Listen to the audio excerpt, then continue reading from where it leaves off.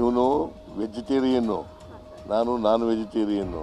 ಇವನಿಗೆ ಹೇಳಿದೆ, ನೋಡಪ್ಪ ಹಳ್ಳಿಯಿಂದ ಕೋಳಿ ತಗೋಬಾ, ನಾವು ಯಾವಾಗಲೂ ಬ್ರದರ್ಸೇ, ಒಂದೇ ಪಕ್ಷದಲ್ಲಿದ್ದೀವಿ, ಒಂದೇ ಸಿದ್ಧಾಂತದ ನಂಬ್ಕೊಂಡಿದ್ದೀವಿ, ಒಟ್ಟಿಗೆ ಕೆಲಸ ಮಾಡ್ತೀವಿ. ಹಳ್ಳಿ ನಾಟಿ ಕೋಳಿ, ಬಿಸಿ ಬಿಸಿ ಇಡ್ಲಿ, ರಾಗಿ ಮುದ್ದೆ. ಡಿಸಿಎಂ ಡಿಕೆ ಶಿವಕುಮಾರ್ ಮನೆಯಲ್ಲಿ ಸಿಎಂ ಸಿದ್ದರಾಮಯ್ಯ ಮೈಸೂರು ಸ್ಟೈಲ್ನ ತಿಂಡಿ ಸವಿದಿದ್ದಾರೆ. ಬೆಂಗಳೂರಿನ ಸದಾಶಿವನಗರದಲ್ಲಿರೋ ಡಿಕೆ ಶಿವಕುಮಾರ್ ನಿವಾಸಕ್ಕೆ ಬಂದ ಸಿಎಂ ಸಿದ್ದರಾಮಯ್ಯ ಬ್ರೇಕ್ಫಾಸ್ಟ್ ಮಾಡಿದ್ದಾರೆ. ಸಿಎಂ ಆಗಮಿಸ್ತಾ ಇದ್ದಂತೆ ಡಿಕೆ ಬ್ರದರ್ಸ್ ಹೂಗುಚ್ಛ ನೀಡಿ ಶಾಲು ಹೊದಿಸಿ ಸ್ವಾಗತಿಸಿದ್ರು. ಈ ವೇಳೆ ಮಾಜಿ ಸಂಸದ ಡಿಕೆ ಸುರೇಶ್ ಸಿಎಂ ಸಿದ್ದರಾಮಯ್ಯ ಕಾಲಿಗೆ ನಮಸ್ಕರಿಸಿದ್ರು. ಬಳಿಕ ಸಿಎಂ ಹಳ್ಳಿ ನಾಟಿ ಕೋಳಿ, ಬಿಸಿ ಬಿಸಿ ಇಡ್ಲಿ, ಮುದ್ದೆ ಸವಿದ್ರು. ಸಿಎಂಗೆ ಸ್ವತಃ ಡಿಕೆ ಶಿವಕುಮಾರ್ ತಾವೇ ತಿಂಡಿ ಬಡಿಸಿದ್ರು. ಬಳಿಕ ಸಿಎಂ ಜೊತೆ ಕೂತು ಡಿಕೆ ಬ್ರದರ್ಸ್ ತಿಂಡಿ ಮಾಡಿದ್ರು.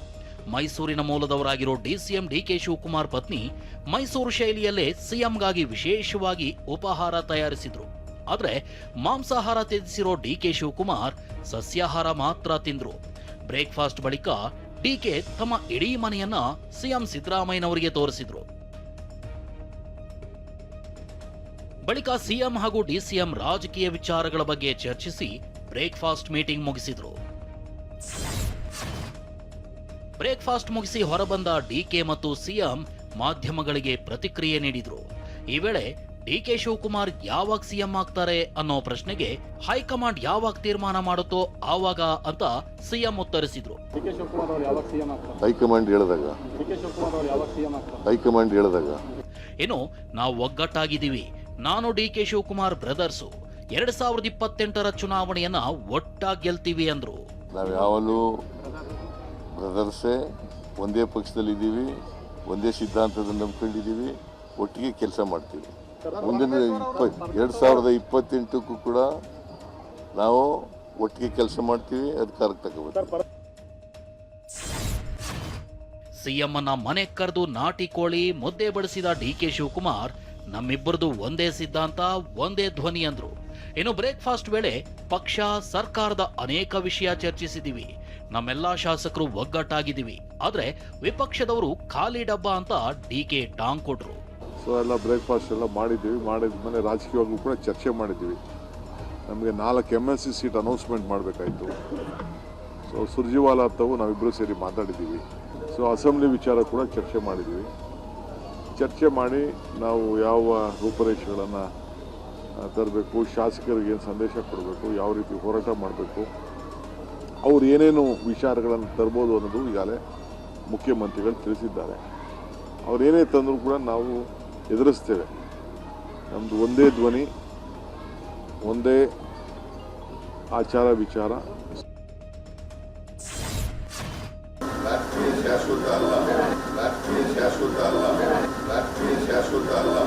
ರಾಜಕೀಯ ಶಾಶ್ವತ ಅಲ್ಲ, ರಾಜಕೀಯ ನಮ್ಮಪ್ಪನ ಆಸ್ತಿ ಅಲ್ಲ, ಏನಾಗುತ್ತೋ ಆಗ್ಲಿ, ನಾನು ಯಾವುದಕ್ಕೂ ತಲೆ ಕೆಡಿಸ್ಕೊಳ್ಳೋದಿಲ್ಲ. ವಿಧಾನಸೌಧದ ಕೆಂಗಲ್ ಗೇಟ್ ಬಳಿ ಸಿಎಂ ಸಿದ್ದರಾಮಯ್ಯ ಹೇಳಿರೋ ಈ ಮಾತುಗಳು ಭಾರೀ ಸದ್ದು ಮಾಡಿವೆ. ಶಾಸಕ ಬೇಳೂರು ಗೋಪಾಲ್ ಕೃಷ್ಣ ಜೊತೆಗೆ ಅನೌಪಚಾರಿಕ ಮಾತು ನಡೆಸ್ತಾ ಹೆಜ್ಜೆ ಹಾಕಿದ ಸಿಎಂ ಸಿದ್ದರಾಮಯ್ಯ ರಾಜಕೀಯ ಶಾಶ್ವತವಲ್ಲ ಅಂದಿದ್ದಾರೆ. ಕುರ್ಚಿ ಕದನದ ಬಿಸಿ ನಡುವೆ ಸಿದ್ದರಾಮಯ್ಯ ಈ ಮಾತುಗಳನ್ನಾಡಿರೋದು ಸಾಕಷ್ಟು ಚರ್ಚೆಗೆ ಕಾರಣವಾಗಿದೆ.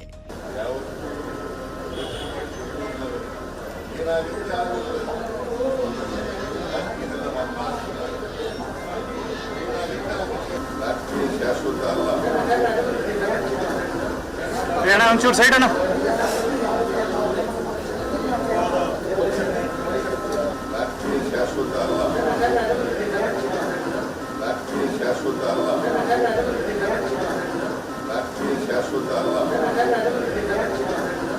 ಇನ್ನು ವೈರಾಗ್ಯದ ಮಾತೇನು ಆಡಿಲ್ಲ ಅಂತ ಸಿಎಂ ಮಾತಿನ ಬಗ್ಗೆ ಶಾಸಕ ಬೇಳೂರು ಗೋಪಾಲ್ ಕೃಷ್ಣ ಪ್ರತಿಕ್ರಿಯಿಸಿದ್ದಾರೆ. ಅವರು ಆ ಥರ ಮಾತಾಡಿಲ್ಲ, ಒಳ್ಳೆ ರೀತಿಯಲ್ಲೇ ಹೇಳಿದ್ದಾರೆ, ಎಂತ ಖುಷಿಯಾಗಿ ಹೇಳಿದ್ದಾರೆ. ಆ ಥರ ಬೇಜಾರಲ್ಲಿ ಇನ್ನೊಂದು ರೀತಿಯಲ್ಲಿ ತ್ಯಾಗದ ಇದ್ರ ಬಗ್ಗೆ ಆ ಥರ ಏನಲ್ಲ. ಸಿಎಂ ಡಿಸಿಎಂ ಬ್ರೇಕ್ಫಾಸ್ಟ್ ಸಭೆ ಬಗ್ಗೆ ವಿಪಕ್ಷ ನಾಯಕ ಆರ್ ಅಶೋಕ್ ವಾಗ್ದಾಳಿ ನಡೆಸಿದ್ದಾರೆ. ರಾಜ್ಯದೆಲ್ಲೆಡೆ ಹನುಮ ಜಯಂತಿ ನಡೆಯುತ್ತಿದೆ, ಆದರೆ ಹನುಮ ಜಯಂತಿ ದಿನವೇ ಕನಕಪುರದ ನಾಟಿ ಕೋಳಿ ಮರ್ಡರ್ ನಡೆದಿದೆ ಅಂತ ಅಶೋಕ್ ವ್ಯಂಗ್ಯವಾಡಿದ್ದಾರೆ. ಸದಾಶಿವನಗರದಲ್ಲಿ ಹನುಮ ಜಯಂತಿ ದಿನ ಕನಕಪುರದ ನಾಟಿ ಕೋಳಿ ಜಯಂತಿ ನಡೀತಾ ಇದೆ. ಜಯಂತಿ ಅಲ್ಲ, ಮರ್ಡರ್ ಅದು. ಇನ್ನು ಸಿಎಂ ಡಿಸಿಎಂ ಬ್ರೇಕ್ಫಾಸ್ಟ್ ವೇಳೆ ಸಿಎಂ ಹಾಗೂ ಡಿಸಿಎಂ ಧರಿಸಿದ್ದ ಕಾರ್ಟಿಯರ್ ವಾಚ್ ಬಗ್ಗೆ ಬಿಜೆಪಿ ಟ್ವೀಟ್ ಮಾಡಿದೆ. ಸಮಾಜವಾದದ ಮುಖವಾಡ ಧರಿಸಿ ಮಜಾವಾದದ ಜೀವನ ನಡೆಸುತ್ತಿರುವ ಸಿದ್ದರಾಮಯ್ಯನವರೇ, ಇದೇನಾ ನಿಮ್ಮ ಸಾಮಾಜಿಕ ನ್ಯಾಯ ಅಂತ ಪ್ರಶ್ನಿಸಿದ್ದಾರೆ. ಅಂದು 70 ಲಕ್ಷ, ಇಂದು 43 ಲಕ್ಷ. ಕೈಗಡಿಯಾರ ಬದಲಾಗಿದೆ ಹೊರತು ಮಜಾವಾದಿ ಮನಸ್ಥಿತಿ ಬದಲಾಗಿಲ್ಲ. ಸಮಾಜವಾದದ ಮುಖವಾಡ ಧರಿಸಿ ಮಜಾವಾದದ ಜೀವನ ನಡೆಸುತ್ತಿರುವ ಸಿದ್ದರಾಮಯ್ಯನವರೇ, ಇದೇನಾ ನಿಮ್ಮ ಸಾಮಾಜಿಕ ನ್ಯಾಯ? ಪೋಕ್ಸೋ ಪ್ರಕರಣದಲ್ಲಿ ಮಾಜಿ ಸಿಎಂ ಬಿಎಸ್ ಯಡಿಯೂರಪ್ಪಗೆ ಸುಪ್ರೀಂ ಕೋರ್ಟ್ ತಾತ್ಕಾಲಿಕ ರಿಲೀಫ್ ನೀಡಿದೆ. ಪೋಕ್ಸೋ ಕೇಸ್ನಲ್ಲಿ ಬಿಎಸ್ ಯಡಿಯೂರಪ್ಪಗೆ ಕೋರ್ಟ್ ಸಮನ್ಸ್ ನೀಡಿ ಡಿಸೆಂಬರ್ 2ಕ್ಕೆ ವಿಚಾರಣೆಗೆ ಹಾಜರಾಗುವಂತೆ ಸೂಚಿಸಿತ್ತು. ಇದಕ್ಕೆ ತಡೆ ನೀಡಲು ಹೈಕೋರ್ಟ್ ನಿರಾಕರಿಸಿತ್ತು. ಇನ್ನು ಪೋಕ್ಸೋ ಪ್ರಕರಣ ರದ್ದುಗೊಳಿಸಲು ಹೈಕೋರ್ಟ್ ನಿರಾಕರಿಸಿತ್ತು. ಹೈಕೋರ್ಟ್ ಆದೇಶ ಪ್ರಶ್ನಿಸಿ ಬಿಎಸ್ವೈ ಸುಪ್ರೀಂ ಕೋರ್ಟ್ಗೆ ಅರ್ಜಿ ಸಲ್ಲಿಸಿದ್ರು. ವಿಚಾರಣೆ ನಡೆಸಿದ ಸುಪ್ರೀಂ ಕೋರ್ಟ್ ಮಧ್ಯಂತರ ತಡೆ ನೀಡಿದೆ. ಇದರಿಂದ ಪೋಕ್ಸೋ ಕೇಸ್ನಲ್ಲಿ ಬಿಎಸ್ವೈಗೆ ತಾತ್ಕಾಲಿಕ ರಿಲೀಫ್ ಸಿಕ್ಕಿದೆ.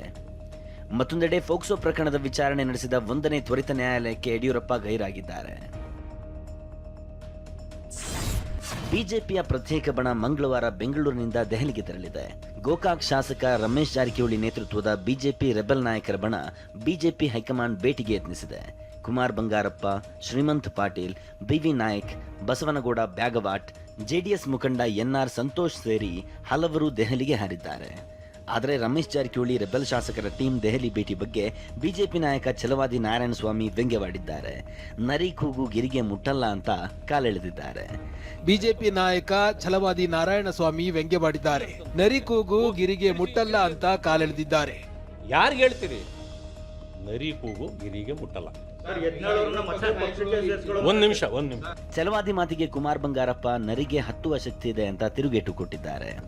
ಗಿರಿ ಹತ್ತಕ್ಕಂತ ಶಕ್ತಿ ಇದೆ ಅನ್ನೋದಾದ್ರೆ ಯಾವ್ಯಾವ ನರಿಗಳಿದಾವೋ ಅವೆಲ್ಲ ಹಿಂದೆ ಬದಲೇಬೇಕಲ್ಲ. ಗಿರಿ ಹತ್ತಕ್ಕಂತ ಶಕ್ತಿ ನಮ್ಗೆಲ್ಲರಿಗೂ ಇದೆ ಅನ್ನೋದಾದ್ರೆ ಮೇಲ್ವರೆಷ್ಟು ಕೂತಿದ್ದಾರೆ ಗಿರಿನಲ್ಲಿ, ಅವ್ರನ್ನ ಹೋಗ್ಬಿಟ್ಟು ಕಂಡು ಬರೋಷ್ಟು ಶಕ್ತಿ ನಮಗಿದೆ. ಅವ್ರು ಯಾರು ನರಿನೋ ಯಾರು ಇದು ಗೊತ್ತಿಲ್ಲ, ಗಿರಿ ಅಂತೂ ನಮಗೆ ಗೊತ್ತಿದೆ. ಹಾಗಾಗಿ ಡೆಲ್ಲಿ ಅನ್ನೋದು ಒಂದು ವರಿಷ್ಠರ ಅಗ್ರಮಾನ್ಯ ಸ್ಥಾನ ಇದೆ. ಅದಕ್ಕೆ ಬಂದಿದ್ದೀವಿ ಅಂತ ನಾವು ಗಿರಿ ಹತ್ತಕ್ಕೆ. ಇನ್ನು ದೆಹಲಿಯಲ್ಲಿ ಕೇಂದ್ರ ಸಚಿವ ಎಚ್ ಡಿ ಕುಮಾರಸ್ವಾಮಿ ಭೇಟಿಯಾದ ರೆಬಲ್ಸ್ ಟೀಮ್ ಪ್ರಸಕ್ತ ರಾಜ್ಯದ ವಿದ್ಯಮಾನಗಳ ಬಗ್ಗೆ ಚರ್ಚೆ ನಡೆಸಿದೆ. ಮಾಜಿ ಶಾಸಕ ಕಾಂಗ್ರೆಸ್ ನಾಯಕ ಆರ್.ವಿ. ದೇವರಾಜ್ ಹೃದಯಾಘಾತದಿಂದ ನಿಧನರಾಗಿದ್ದಾರೆ. ಮೈಸೂರಿನಲ್ಲಿದ್ದ ಆರ್.ವಿ. ದೇವರಾಜ್ ಕುಟುಂಬ ಸಮೇತ ಚಾಮುಂಡಿ ತಾಯಿ ದರ್ಶನಕ್ಕೆ ಅಂತ ರೆಡಿಯಾಗ್ತಾ ಇದ್ರು. ಈ ವೇಳೆ ಹಠಾತ್ ಹೃದಯಾಘಾತ ಸಂಭವಿಸಿದ್ದು ಮೃತಪಟ್ಟಿದ್ದಾರೆ. ದಿಢೀರ್ ಅಗಲಿದ ಆರ್.ವಿ. ದೇವರಾಜ್ ಕಂಡು ಇಡೀ ಕುಟುಂಬ ಆಘಾತಕ್ಕೊಳಗಾಗಿದೆ. ಪತಿಯ ಮೃತದೇಹವನ್ನ ತಬ್ಬಿಕೊಂಡು ಪತ್ನಿ ಹಾಗೂ ಪುತ್ರ ಗೋಳಾಡಿರುವ ದೃಶ್ಯ ಮನ ಕಲಕಿದೆ. ಇನ್ನು ಬೆಂಗಳೂರಿನ ನಿವಾಸದಲ್ಲಿ ಆರ್.ವಿ. ದೇವರಾಜ್ ಅಂತಿಮ ದರ್ಶನಕ್ಕೆ ವ್ಯವಸ್ಥೆ ಮಾಡಲಾಗಿತ್ತು. ಬುಧವಾರ ಕನಕಪುರದ ಸೋಮನಹಳ್ಳಿ ತೋಟದ ಮನೆ ಬಳಿ ಅಂತ್ಯ ಸಂಸ್ಕಾರ ನಡೆಯಲಿದೆ. ಸಿಎಂ ಸಿದ್ದರಾಮಯ್ಯ ಹೃದಯಾಘಾತದಿಂದ ನಿಧನರಾದ ಆರ್.ವಿ. ದೇವರಾಜ್ ಪಾರ್ಥಿವ ಶರೀರದ ಅಂತಿಮ ದರ್ಶನವನ್ನ ಪಡೆದರು. ಕೆಆರ್ ಮಾರ್ಕೆಟ್ ಬಳಿಯ ಜೆಸಿ ರೋಡ್ನಲ್ಲಿ ಆರ್.ವಿ. ದೇವರಾಜ್ ನಿವಾಸಕ್ಕೆ ಭೇಟಿ ನೀಡಿ ಅಂತಿಮ ನಮನವನ್ನ ಸಲ್ಲಿಸಿದ್ರು. ಇನ್ನು ಸಚಿವ ಜಮೀರ್ ಅಹಮದ್ ಸೇರಿದಂತೆ ಅನೇಕ ನಾಯಕರು ಆರ್.ವಿ. ದೇವರಾಜ್ ಪಾರ್ಥಿವ ಶರೀರಕ್ಕೆ ಅಂತಿಮ ನಮನವನ್ನ ಸಲ್ಲಿಸಿದ್ರು. ಬೆಂಗಳೂರಿನ ಪರಪ್ಪನ ಅಗ್ರಹಾರ ಜೈಲಿನಲ್ಲಿ ಅಕ್ರಮವಾಗಿ ಸಿಗ್ತಾ ಇದ್ದ ಬೀಡಿ ಸಿಗರೇಟ್ ಬಂದ್ ಮಾಡಿದ್ದಕ್ಕೆ ಕೈದಿಗಳು ಪ್ರತಿಭಟನೆಯನ್ನ ನಡೆಸಿದ್ದಾರೆ. ಜೈಲಿನಲ್ಲಿ ಬೀಡಿ ಸಿಗರೇಟ್ ಮಾರಾಟಕ್ಕೆ ಅನುವು ಮಾಡಿಕೊಡಬೇಕು ಅಂತ ಪರಪ್ಪನ ಅಗ್ರಹಾರ ಜೈಲಿನೊಳಗಿರುವ ಆಡಳಿತ ಕಚೇರಿ ಮುಂದೆ ಧರಣಿ ನಡೆಸಿದ್ದಾರೆ. ಕಳೆದ 3 ದಿನಗಳಿಂದ ತಿಂಡಿ ಊಟವನ್ನ ಬಿಟ್ಟಿದ್ದಾರೆ. ಜೈಲಿನ ನಿಯಮಾವಳಿ ಬಗ್ಗೆ ತಿಳಿ ಹೇಳಿದ್ರು ಕೈದಿಗಳು ಹಿಡಿದ ಪಟ್ಟನ್ನ ಬಿಡ್ತಾ ಇಲ್ಲ. ಜೈಲಿನ ಕೈಪಿಡಿ ಪ್ರಕಾರ ಕ್ರಮ ಕೈಗೊಳ್ಳುವುದಾಗಿ ಅಧಿಕಾರಿಗಳು ಮಾಹಿತಿ ನೀಡಿದ್ದಾರೆ. ಪರಪ್ಪನ ಅಗ್ರಹಾರ ಜೈಲಿನಲ್ಲಿ ಕೈದಿಗಳು ಮಜಾ ಮಾಡ್ತಾ ಇದ್ದ ವಿಡಿಯೋ ಹೊರಬಂದ ಬಳಿಕ ಜೈಲು ಮುಖ್ಯ ಅಧೀಕ್ಷಕರಾಗಿ ಅಂಶುಕುಮಾರ್ ಅವರನ್ನ ನೇಮಿಸಲಾಗಿದೆ. ಜೈಲಿನ ಅಕ್ರಮಕ್ಕೆ ಬ್ರೇಕ್ ಹಾಕಲು ಮುಂದಾಗಿರುವ ಅಂಶುಕುಮಾರ್ ಜೈಲಿನಲ್ಲಿ ಅಕ್ರಮ ಬೀಡಿ ಸಿಗರೇಟ್ ಮಾರಾಟ ಬಂದ್ ಮಾಡಿದ್ದಾರೆ. ತೆಲಂಗಾಣ ಸಿಎಂ ರೇವಂತ್ ರೆಡ್ಡಿ ಹಿಂದೂ ದೇವತೆಗಳ ಬಗ್ಗೆ ನೀಡಿದ ಹೇಳಿಕೆ ವಿವಾದಕ್ಕೆ ಗುರಿಯಾಗಿದೆ. ಕಾರ್ಯಕ್ರಮವೊಂದರ ವೇದಿಕೆಯಲ್ಲಿ మాట్లాడిದ ರೇವಂತ್ రెడ్డి హనుమంతనన్న అవివాహిತರ ದೇವರು ಎಂದಿದ್ದಾರೆ. హిందువులలో ఎన్ని దేవతలు, ఎంతమంది దేవుళ్ళు? 3 కోట్లుందా? ఎందుకున్నాయి? పెళ్లి చేసుకోవడానికి హనుమంతుడు ఉన్నాడు, 2 పెళ్లిళ్ళు చేసుకునేటోనికి ఇంకొక ఆయన దేవుడు ఉన్నాడు, మందు తాగేటోళ్ళకి ఓ దేవుడు ఉన్నాడు, ఎల్లమ్మ, పోషమ్మ, మైసమ్మ, కళ్ళు కొయ్యాలి, కోడి కొయ్యాలి అనేటోళ్ళకు, పప్పన్నం తినేటోళ్ళకు కూడా దేవుడు ఉన్నాడు. అవునా? అన్ని రకాల దేవుళ్ళు ఉన్నారు. ರೇವಂತ್ ರೆಡ್ಡಿ ಹೇಳಿಕೆಗೆ ವಿಪಕ್ಷಗಳು ಕಿಡಿಕಾರಿವೆ. ಹಿಂದೂಗಳ ನಂಬಿಕೆಯನ್ನ ಅವಮಾನಿಸಿದ್ದಕ್ಕೆ ಕ್ಷಮೆ ಕೋರುವಂತೆ ಆಗ್ರಹಿಸಿದೆ. ಕೇಂದ್ರ ಸರ್ಕಾರ ಮೊಬೈಲ್ಗಳಲ್ಲಿ ಸಂಚಾರ ಸಾಥಿ ಆಪ್ ಕಡ್ಡಾಯಗೊಳಿಸಿರೋದು ವಿಪಕ್ಷಗಳ ಕೆಂಗಣ್ಣಿಗೆ ಗುರಿಯಾಗಿದೆ. ಕೇಂದ್ರ ಸರ್ಕಾರ ದೇಶದ ಜನ ಖಾಸಗಿತನದ ಮೇಲೆ ದಾಳಿ ನಡೆಸುತ್ತಿದೆ ಅಂತ ಕಾಂಗ್ರೆಸ್ ಕಿಡಿಕಾರಿದೆ. ಇದೊಂದು ಗೂಢಾಚಾರಿಕೆಯ ಸಾಧನ. ಇದರಿಂದ ನಾಗರಿಕರ ಖಾಸಗಿತನ ಹಕ್ಕು ಉಲ್ಲಂಘನೆಯಾಗತ್ತೆ. ಕೇಂದ್ರ ಸರ್ಕಾರ ದೇಶವನ್ನ ಸರ್ವಾಧಿಕಾರಿ ದೇಶವಾಗಿ ಬದಲಾಯಿಸುತ್ತಿದೆ ಅಂತ ಕಾಂಗ್ರೆಸ್ ಸಂಸದೆ ಪ್ರಿಯಾಂಕಾ ಗಾಂಧಿ ಆಕ್ರೋಶ ಹೊರಹಾಕಿದ್ದಾರೆ. Snooping app, so it is a snooping app. I mean, clearly, it's ridiculous. Now, where else do they want to, citizens have their right to privacy. Even all of you must be having a right to privacy to send your own messages to family, friends, without the government looking at everything. It's turning this country into a dictatorship. ವಿಪಕ್ಷಗಳ ಆರೋಪಕ್ಕೆ ಕೇಂದ್ರ ಸಚಿವ ಕಿರಣ್ ರಿಜಿಜು ಸ್ಪಷ್ಟನೆ ನೀಡಿದ್ದಾರೆ. ನಾವು ವಿಪಕ್ಷಗಳು ಎತ್ತಿರುವ ವಿಚಾರ ಸಮಸ್ಯೆಗಳನ್ನು ಕಡೆಗಣಿಸುವುದಿಲ್ಲ. ಎಲ್ಲಾ ವಿಚಾರಗಳ ಬಗ್ಗೆ ಸಂಸತ್ನಲ್ಲಿ ಚರ್ಚೆಗೆ ಅವಕಾಶ ನೀಡುತ್ತೇವೆ. ಹೀಗಾಗಿ ವಿಪಕ್ಷಗಳು ಕಲಾಪಕ್ಕೆ ಅಡ್ಡಿಪಡಿಸುವುದು ಸರಿಯಲ್ಲ ಎಂದಿದ್ದಾರೆ. It is an attack on privacy. This is what seems to be. Because in the name of helping the people's consumer, BJP government is trying to attack on privacy of the common people. ಮೊಬೈಲ್ಗಳಲ್ಲಿ ಸಂಚಾರಿ ಸಾಥ್ app ಕಡ್ಡಾಯವಾಗಿ pre install ಆಗಿರಬೇಕು ಅಂತ mobile ತಯಾರಕ ಕಂಪನಿಗಳಿಗೆ ಕೇಂದ್ರ ಸರ್ಕಾರ ಆದೇಶಿಸಿದೆ. 90 ದಿನಗಳಲ್ಲೇ ಆ್ಯಪ್ ಇನ್ಸ್ಟಾಲ್ ಆಗಬೇಕು ಅಂತ ಕಂಪನಿಗಳಿಗೆ ಗಡುವು ನೀಡಿದೆ. ಅಂದಹಾಗೆ ಈ ಸಂಚಾರಿ ಸಾಥ್ ಸರ್ಕಾರ ಅಭಿವೃದ್ಧಿಪಡಿಸಿರುವ ಮೊಬೈಲ್ ಸೆಕ್ಯೂರಿಟಿ ಆ್ಯಪ್ ಆಗಿದೆ. ಕೇಂದ್ರ ಸರ್ಕಾರ ಪ್ರಕಾರ ಸಂಚಾರಿ ಸಾಥ್ ಆ್ಯಪ್ ಮೂಲಕ ಗ್ರಾಹಕರು ಕಳೆದು ಹೋದ ಅಥವಾ ಕಳ್ಳತನವಾದ ಮೊಬೈಲ್ ಅನ್ನು ಎಲ್ಲ ನೆಟ್ವರ್ಕ್ಗಳಲ್ಲಿ ಬ್ಲಾಕ್ ಮಾಡಬಹುದು. ಮೊಬೈಲ್ ಅಸಲಿತನ ಪರಿಶೀಲಿಸಲು EMEI ಅಥೆಂಟಿಸಿಟಿ ವೆರಿಫೈ ಮಾಡಬಹುದು. ತಮ್ಮ ಐಡಿಗೆ ಎಷ್ಟು ಮೊಬೈಲ್ ನಂಬರ್ ಲಿಂಕ್ ಆಗಿದೆ ಅಂತ ನೋಡಬಹುದು. ಅನುಮಾನಾಸ್ಪದ ಕರೆಗಳನ್ನು ರಿಪೋರ್ಟ್ ಮಾಡಬಹುದು. ಕಳ್ಳತನವಾದ ಮೊಬೈಲ್ಗಳ ಪತ್ತೆಗೆ ಪೊಲೀಸರಿಗೆ ನೆರವು ನೀಡಬಹುದು ಅಂತ ಕೇಂದ್ರ ಸರ್ಕಾರ ಹೇಳ್ತಿದೆ.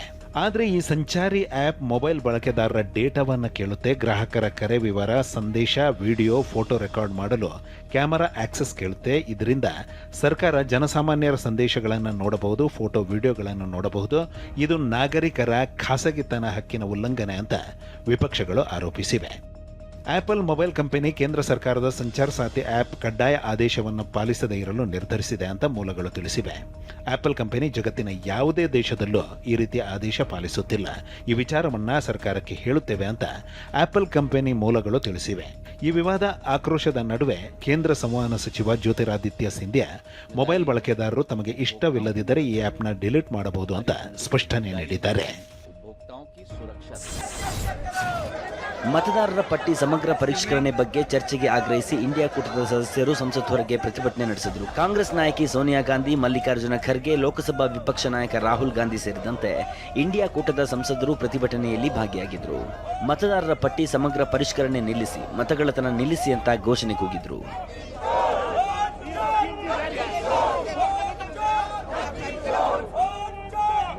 ಕೇರಳದಲ್ಲಿ 9 ಮತ್ತು 11ರಂದು ಸ್ಥಳೀಯ ಸಂಸ್ಥೆ ಚುನಾವಣೆ ಇರೋದ್ರಿಂದ SIR ಅರ್ಜಿಗಳ ಸಲ್ಲಿಕೆ ಅವಧಿಯನ್ನು ವಿಸ್ತರಿಸುವಂತೆ ಕೋರಿ ಕೇಂದ್ರ ಸರ್ಕಾರ ಸುಪ್ರೀಂ ಕೋರ್ಟ್ಗೆ ಅರ್ಜಿ ಸಲ್ಲಿಸಿತ್ತು.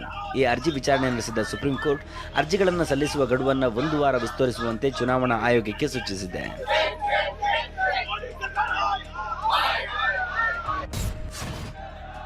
ಗ್ರೇಟರ್ ಬೆಂಗಳೂರು ಸಮಗ್ರ ಉಪನಗರ ಯೋಜನೆಗೆ ಭೂಸ್ವಾಧೀನ ಪ್ರಕ್ರಿಯೆ ವಿರೋಧಿಸಿ ಬಿಜೆಪಿ ರೈತ ಮೋರ್ಚಾ ಹಾಗೂ ರೈತರು ಪ್ರತಿಭಟನೆ ನಡೆಸಿದ್ರು. ಬಿಡದಿಯಿಂದ ಬೈರಮಂಗಲದವರೆಗೂ ಪಾದಯಾತ್ರೆ ನಡೆಸಿ ಸರ್ಕಾರದ ವಿರುದ್ಧ ಘೋಷಣೆ ಕೂಗಿದ್ರು. ಬಳಿಕ ವಾಹನ ತಡೆದು ಪ್ರತಿಭಟಿಸಿದ್ದು ಟ್ರಾಫಿಕ್ ಜಾಮ್ ಉಂಟಾಗಿತ್ತು.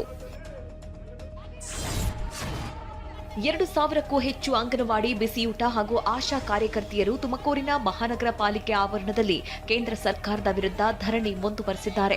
ಉದ್ಯೋಗ ಖಾಯಂ, ಕನಿಷ್ಠ ಕೂಲಿ, ಹೆರಿಗೆ, ಮುಟ್ಟಿನ ರಜೆ ನೀಡುವುದು ಸೇರಿದಂತೆ 19 ಬೇಡಿಕೆಗಳನ್ನು ಈಡೇರಿಸುವಂತೆ ಆಗ್ರಹಿಸಿದ್ದಾರೆ. ಪ್ರತಿಭಟನಾಕಾರರ ಆಗ್ರಹಕ್ಕೆ ಕೇಂದ್ರ ಸರ್ಕಾರ ಮಣಿದಿದ್ದು ಧರಣಿ ಅಂತ್ಯಗೊಳಿಸಲಾಗಿದೆ. ಸೋಮವಾರ ತಡರಾತ್ರಿಯಿಂದ ಕೆಂಪೇಗೌಡ ವಿಮಾನ ನಿಲ್ದಾಣದಲ್ಲಿ ಸುಮಾರು 70ಕ್ಕೂ ಹೆಚ್ಚು ವಿಮಾನಗಳ ಹಾರಾಟದಲ್ಲಿ ವ್ಯತ್ಯಯವಾಗಿದೆ. 22 ವಿಮಾನಗಳ ಹಾರಾಟ ರದ್ದಾಗಿದ್ರೆ 50ಕ್ಕೂ ಹೆಚ್ಚು ವಿಮಾನಗಳ ಹಾರಾಟದ ಸಮಯದಲ್ಲಿ ವಿಳಂಬವಾಗಿದೆ. ಕೋಲ್ಕತ್ತಾ, ದೆಹಲಿ, ಮುಂಬೈ, ಡೆಹ್ರಾಡೂನ್, ವಾರಾಣಸಿ, ಪುಣೆ, ಚೆನ್ನೈ, ಅಹಮದಾಬಾದ್, ಭೋಪಾಲ್ ಸೇರಿ ಹಲವೆಡೆ ತೆರಳಬೇಕಿದ್ದ ವಿಮಾನಗಳ ಹಾರಾಟದಲ್ಲಿ ವ್ಯತ್ಯಯವಾಗಿದೆ. ವಿಮಾನಗಳ ಸಾಫ್ಟ್ವೇರ್ನಲ್ಲಿ ತಾಂತ್ರಿಕ ಕಾರಣದಿಂದ ವಿಮಾನಗಳ ಹಾರಾಟ ವಿಳಂಬವಾಗಿದೆ. ಬೆಳಗಾವಿ ತಾಲೂಕಿನ ಹೊಸ ವಂಟಮೂರಿ ಗ್ರಾಮದಲ್ಲಿ ಖತರ್ನಾಕ್ ಕಳ್ಳರು ಎಟಿಎಂ ಯಂತ್ರವನ್ನೇ ಹೊತ್ತೊಯ್ದಿದ್ದಾರೆ. ರಾಷ್ಟ್ರೀಯ ಹೆದ್ದಾರಿ 48ಕ್ಕೆ ಹೊಂದಿಕೊಂಡ ಇಂಡಿಯಾ ಒನ್ ಎಟಿಎಂ ಯಂತ್ರವನ್ನ ತಳ್ಳುವ ಗಾಡಿಯಲ್ಲಿ ಕಳ್ಳರು 200 ಮೀಟರ್ ಹೊತ್ತೊಯ್ದಿದ್ದಾರೆ. ಬಳಿಕ ಗ್ಯಾಸ್ ಕಟರ್ ಬಳಸಿ ಯಂತ್ರ ತೆರೆಯಲು ಯತ್ನಿಸಿ ಸಾಧ್ಯವಾಗದೆ ಎಸೆದು ಹೋಗಿದ್ದಾರೆ. ರಾಜ್ಯದಲ್ಲಿ ಬಿಪಿಎಲ್ ಕಾರ್ಡ್ದಾರರಿಗೆ ಅನ್ನಭಾಗ್ಯ ಯೋಜನೆಯಡಿ ಹೆಚ್ಚುವರಿ 5 ಕೆಜಿ ಅಕ್ಕಿ ಬದಲಾಗಿ ಇಂದಿರಾ ಫುಡ್ ಕಿಟ್ ನೀಡಲು ನಿರ್ಧರಿಸಲಾಗಿದೆ. ಇಂದಿರಾ ಫುಡ್ ಕಿಟ್ ಯೋಜನೆ ಅನುಷ್ಠಾನ ಸಂಬಂಧ ಸಂಪುಟ ಸಭೆ ನಡೆಸಿ ನಿರ್ಣಯಿಸಲಾಗಿದೆ. ಹೆಚ್ಚುವರಿ 5 ಕೆಜಿ ಅಕ್ಕಿ ಬದಲು ತೊಗರಿಬೇಳೆ, ಸೂರ್ಯಕಾಂತಿ ಎಣ್ಣೆ, ಸಕ್ಕರೆ, ಉಪ್ಪು ವಿತರಿಸಲು ತೀರ್ಮಾನಿಸಲಾಗಿದೆ. ಪ್ರತಿ ತಿಂಗಳು 1.25 ಕೋಟಿ ಇಂದಿರಾ ಫುಡ್ ಕಿಟ್ ಅಗತ್ಯವಿದ್ದು, ತಿಂಗಳಿಗೆ 466 ಕೋಟಿ ರೂಪಾಯಿ ವೆಚ್ಚ ತಗಲುವ ಅಂದಾಜಿದೆ.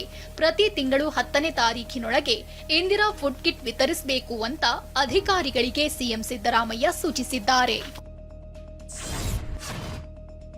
ಇಂಗ್ಲೆಂಡ್ ಕ್ರಿಕೆಟ್ ತಂಡದ ಮಾಜಿ ಆಟಗಾರ, ಸ್ಫೋಟಕ ಬ್ಯಾಟ್ಸ್ಮನ್ ಆಗಿದ್ದ ರಾಬಿನ್ ಸ್ಮಿತ್ ನಿಧನರಾಗಿದ್ದಾರೆ. 62 ವರ್ಷದ ಮಾಜಿ ಕ್ರಿಕೆಟಿಗ ರಾಬಿನ್ ಸ್ಮಿತ್ ಇಂಗ್ಲೆಂಡ್ನ ಸೌತ್ ಪರ್ತ್ನಲ್ಲಿರೋ ಅಪಾರ್ಟ್ಮೆಂಟ್ನಲ್ಲಿ ಹಠಾತ್ ಆಗಿ ಮೃತಪಟ್ಟಿದ್ದಾರೆ ಎಂದು ವರದಿಯಾಗಿದೆ. 80-90ರ ದಶಕದಲ್ಲಿ ಸ್ಮಿತ್ ಇಂಗ್ಲೆಂಡ್ ತಂಡದ ಶಕ್ತಿಯಾಗಿದ್ರು.